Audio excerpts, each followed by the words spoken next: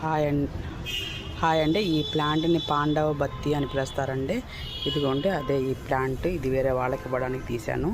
ఇది ఏంటంటే ఈ ఆకుని అనేది మనం దీపంలాగా వెలిగించుకోవచ్చండి. ఒక ప్రమిదలో ఆయిల్ వేసి దీన్ని ఒత్తిలాగా మనం వెలిగించుకున్నామంటే ఒత్తిలాగా వెలుగుతుందండి. ఇంకా ఎటువంటి దూది అవసరం లేదు. పాండవులు వనవాసంకి వెళ్ళినప్పుడు ఈ కొమ్మలతోనే వాళ్ళు వెలుతురుగా కాగడాలుగా తయారు చేసుకునేసి వెళ్ళేవాళ్ళంట అడవిల్లోకి. దానికనే ఈ చెట్టుని పాండవ బత్తి అంటారు. ఈ వీడియో కనుక మీకు నచ్చితే లైక్ చేయండి. తీసుకొని ప్లాంట్లో నుంచి ఒక చేసుకోండి. దీంట్లో ఎటువంటి ఒత్తి పట్టలేదండి. చూడండి, కావాలంటే చూడండి. దీన్ని రౌండ్గా ఇట్లా రౌండ్ చేసుకోండి.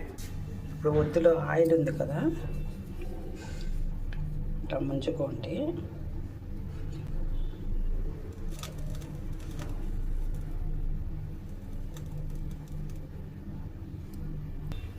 చూడండి, మీ కంటి ముందే వెలిగించాను. ఎంత నీట్గా వెలుగుతుందో. అయితే ఆకు మొత్తం కాలిపోతుందండి. ప్రతిరోజు దీపాలు అనేది క్లీన్ చేసుకోవాలి.